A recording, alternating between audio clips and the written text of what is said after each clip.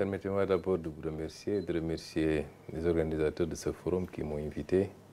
Évidemment, nous avons profité de cette visite, de ce forum pour le transformer également en une visite d'État et d'amitié, ce qui nous a permis de ratisser assez large.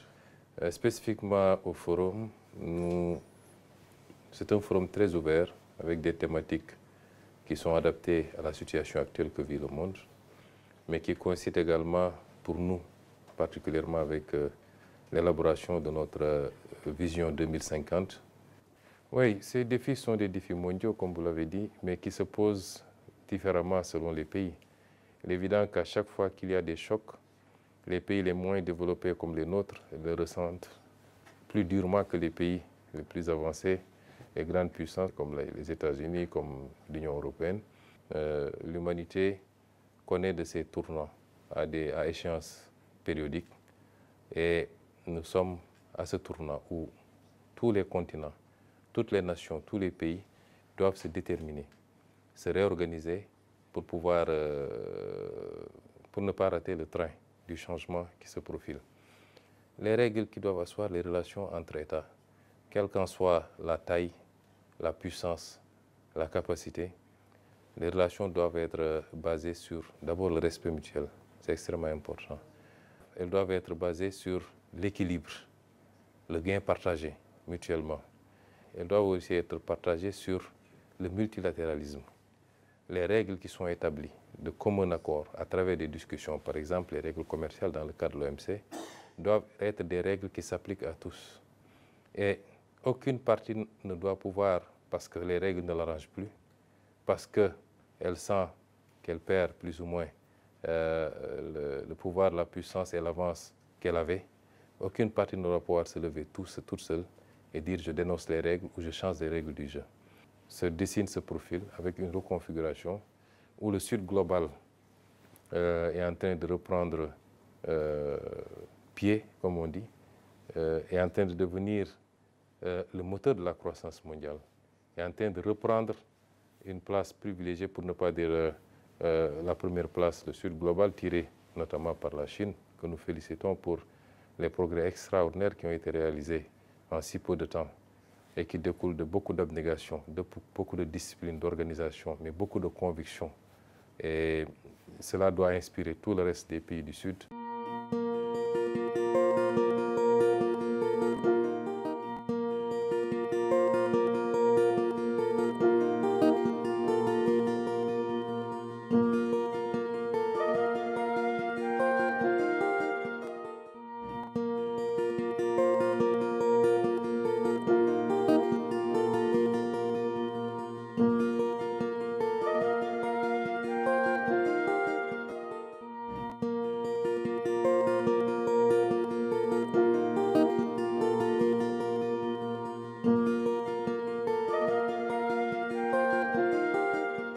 Première étape de cette visite qui s'est déroulée à Hangzhou, une étape extrêmement importante. Et jusqu'à ce matin, d'autres accords ont été signés avec des institutions. La Chine est un partenaire important.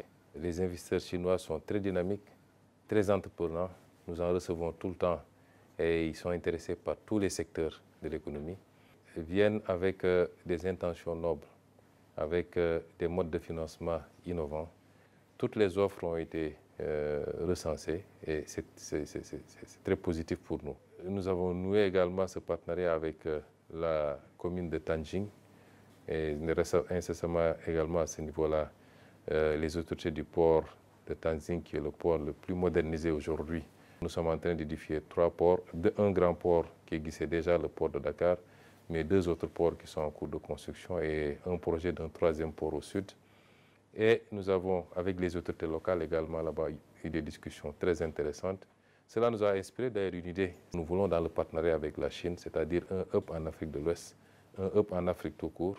Oui, c'est extraordinaire dans l'entreprise et qui aujourd'hui, d'après les explications qui nous ont été données, a réussi à ce niveau d'innovation qui est unique dans le monde.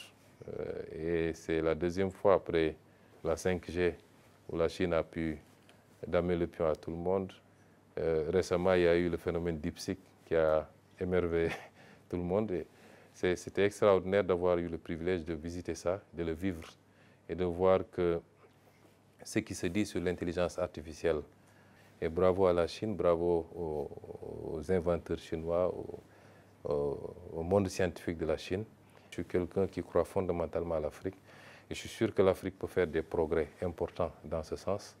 Indépendamment de la faiblesse des moyens, nous avons de jeunes talents très prometteurs qui parviennent à suivre, à faire des choses dans l'intelligence artificielle.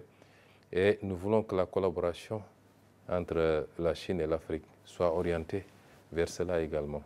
Nous réitérons nos félicitations à la Chine pour ce qu'elle est en train de faire et qui rend fier tout le Sud global. Aujourd'hui, nous sommes en train de démontrer qu'il n'y a pas de peuple condamné au retard.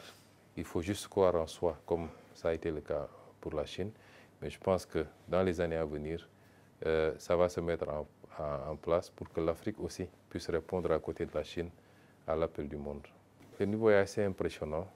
Je ne pense pas pour seulement nous qui sommes issus de pays peut-être moins développés, mais même pour ceux qui avaient pris de l'avance sur tout le monde, ce qui est en train d'être fait en Chine aujourd'hui et sur tous les plans. En fait, le transport, l'intelligence artificielle, le numérique, les télécommunications, tout ce qui se fait aujourd'hui en Chine émerveille le monde entier.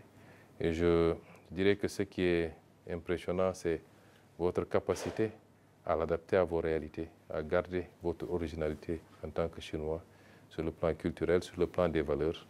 Et ça, c'est inspirant, en tout cas pour tout le reste du monde et en particulier pour l'Afrique.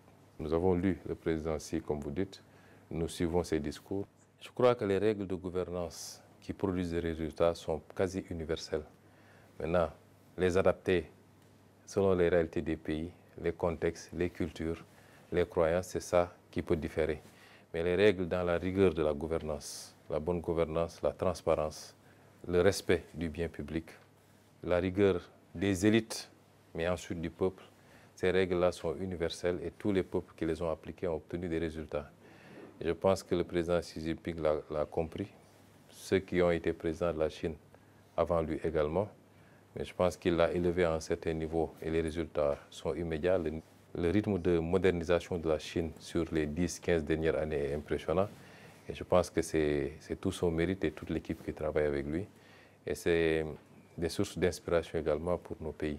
Ce que j'apprends, ce que je retiens, c'est que sans rigueur, sans discipline et sans vision, il est impossible de développer un pays, même un tout petit pays, a fortiori un continent comme la Chine. Je crois que les relations entre la Chine et le Sénégal ont été élevées au niveau de relations stratégiques globales, c'est déjà important. Et nous souhaitons que la Chine soit ce partenariat privilégié, avec ce partenaire privilégié avec lequel nous allons développer tous les axes qui ont été inscrits dans notre programme de développement, notre projection sur 2050. Et demain, je ne manquerai pas d'aborder ces aspects avec le président Xi Jinping. Ce qui est notable avec la Chine, c'est l'esprit d'un partenariat mutuellement gagnant, dans le respect mutuel, en considérant ses partenaires, quelle que soit la taille du pays, quel que soit son niveau de développement, le considérer en alter ego, et ça c'est appréciable, c'est important pour nous.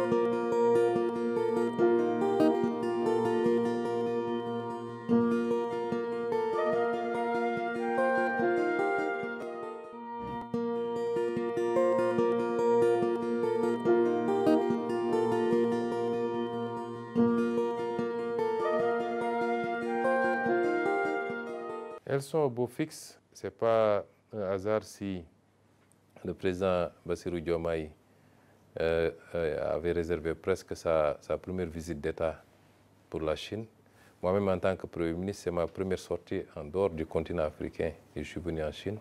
Et nos 2 visites se sont tenues à l'intervalle d'1 an. Ça, c'est suffisant pour que vous compreniez l'importance que nous donnons à cette relation.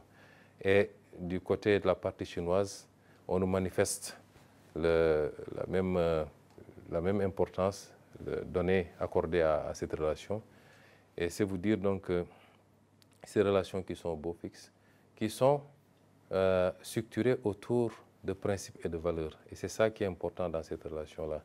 Sur le plan international, souvent on partage exactement les mêmes positions sur toutes les questions internationales et lors des délibérations au niveau des instances internationales. Et ça, c'est important pour montrer le degré de solidarité, de cohésion et de convergence entre la Chine et le Sénégal, entre la Chine et l'Afrique. Et nous allons tous continuer à travailler à renforcer cette relation. Vous savez, l'Afrique peut au moins affirmer une chose de manière claire. L'Afrique n'a pas de passif avec la Chine. La Chine ne nous a jamais colonisés. La Chine n'a jamais mené une guerre contre l'Afrique. La Chine ne nous a jamais causé de problèmes. Aussi loin que remonte l'histoire, je crois que les relations entre la Chine et l'Afrique ont été toujours des relations, j'allais dire, synalagmatiques, ouvertes, basées sur le consentement. Souvent, on dit que la Chine nous écoute. Et je considère donc que ce débat sur le néocolonialisme est un faux débat. Et je pense que beaucoup de discours sont plus liés à la peur que génère la montée en puissance de la Chine pour certaines anciennes puissances. Ils pensent qu'en disant cela, peut-être ça amènera les Africains à avoir peur de la Chine ou à se détourner de la Chine. Mais c'est méconnaître l'Afrique. Et ces discours sont des discours d'ailleurs infantilisants pour l'Afrique. Vous voyez, quand un leader africain parle de souveraineté, prend sa responsabilité, vous entendez dans certains médias occidentaux les gens dire que c'est sous influence de la Russie ou de la Chine. Vous croyez que nous n'avons pas le bagage intellectuel, les capacités de réfléchir par nous-mêmes, de concevoir par nous-mêmes et défendre nos intérêts pour que nous soyons sous l'influence de la Chine ou l'influence de la Russie? C'est parce que ceux qui disent ça ont toujours conçu les relations à l'Afrique comme cela. Et ils pensent que si l'Afrique tourne le regard vers quelqu'un d'autre, c'est parce qu'elle a été influencée ou dominée. Et je ne conçois pas, moi, les relations sous ce rapport. Et je vois qu'en tout cas, depuis que nous sommes aux affaires, tous les contacts qu'on avait eus avec la Chine sont des contacts basés sur le respect, sur le souci d'un progrès partagé, d'une croissance partagée. Pour moi, l'offre de la ceinture et de la route est une offre originale, une offre ambitieuse qui découle d'une vision et d'un leadership éclairé du président Xi Jinping. Le Sénégal a été le premier pays en Afrique de l'Ouest à adhérer à cette offre. Et c'est une offre effectivement qui se soucie d'une prospérité partagée. Et c'est ça le plus important. Parce que, vous l'avez dit, en si peu de temps, des réalisations concrètes ont poussé un peu partout en Afrique à partir de cette offre. À la base, je pense que chaque pays a pu discuter selon le mieux de ses intérêts, parce que ce n'est pas un schéma global unique à appliquer à tout le monde. Les préoccupations des pays ne sont pas les mêmes. Certains pays veulent des infrastructures sportives, d'autres veulent des routes et des autoroutes, d'autres veulent de l'industrie, ainsi de suite. Et selon les demandes, chaque pays va discuter avec la Chine pour essayer de tirer le meilleur profit de cette initiative. Et l'offre commence par la conception elle-même. C'est pourquoi depuis que nous sommes arrivés, nous avons initié nous aussi un travail, pas seulement au Sénégal, mais dans toute la sous-région ouest africaine. Et nous discutons avec nos voisins sur la manière de mutualiser sur un certain nombre de routes. Ce qui a été fait récemment dans le dernier FOCAC est appréciable avec les 10 actions préconisées par le président Xi Jinping. Mais nous pensons que nous devons tous ensemble nous préparer à ces prochaines étapes, à ces prochaines échéances. Oui, le Sénégal est un pays assez agricole, où on fait pousser pratiquement tout, du riz, des arachides, effectivement, c'est la culture commerciale principale, mais on y fait pousser également d'autres céréales telles que le mil, telles que le maïs, le sorgho. On y fait beaucoup de maraîchage. Il y a également beaucoup de produits d'arboriculture, de produits horticoles. Nous faisons énormément de fruits, surtout vers le sud du pays, mais également dans ce qu'on appelle la zone des Niayes, les mangues, les oranges, tout ce que vous voulez. Je crois que dans le cadre des échanges, nous, notre objectif, c'est d'abord d'accroître la production parce que nous avons des rendements assez faibles. Il y a des accords qui existaient déjà et que nous allons développer pour que les instituts de recherche sénégalais et chinois puissent évidemment, ah oui, ça c'est notre arachide, pour que nos instituts de recherche puissent collaborer pour bénéficier de la technologie et des techniques chinoises d'amélioration des rendements. Dans ce qui se dessine actuellement au niveau du monde, rassurer la Chine que les Africains désormais ont bien compris. Il y a eu pendant des années beaucoup de pollution dans la communication qui tendait à montrer certains modèles ou certains pays comme étant des modèles problématiques. Mais je crois qu'aujourd'hui, nous, notre génération, nous avons ouvert les yeux depuis longtemps. Et dans notre combat politique, nous avons toujours considéré que le partenariat le plus fiable, c'est celui qui est basé sur le respect mutuel, sur la préoccupation de chacun de pousser les autres à avancer.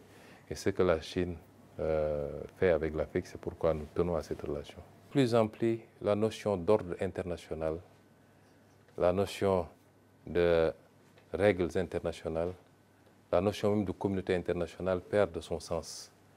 Parce que nous avons certains pays, du fait de leur puissance, qui pensent pouvoir de manière unilatérale à chaque moment de l'histoire imposer seuls les règles. Mais c'est ces pays qui ont créé ces règles-là. Parce qu'ils se sentaient tout puissants et pensaient que ça allait leur profiter au détriment du reste du monde. Aujourd'hui, que les choses ont tendance à s'équilibrer, ils veulent sortir de ces règles ou imposer des règles différentes. Je pense qu'aujourd'hui, ce qui se fait dans le sud global et au niveau des BRICS est assez important et c'est un travail qu'il faut continuer pour un monde beaucoup plus équilibré, beaucoup plus multilatéral. Et pour un continent comme l'Afrique, nous devons profiter de cette situation. Oui, nos athlètes sont en train de se préparer. Le pays, de manière générale, est en train de se préparer, malgré la situation difficile dont nous avons hérité. Mais c'est important toujours de voir d'où on part. Les travaux vont bon train. Et il y a certains travaux d'ailleurs qu'on fait avec la collaboration de la Chine. Et j'en profite pour remercier la Chine qui nous a offert, je crois, plus de 87 ou 90 bourses pour les athlètes pour une période de 2 mois pour qu'ils viennent se préparer ici en Chine. C'est nous qui organisons et nous voudrons en tout cas en sortir avec le maximum de médailles. Et nous espérons également que la Chine fera une bonne participation à ces Jeux. Je pense qu'il y a plus de similitudes qu'on pense entre nos différentes cultures.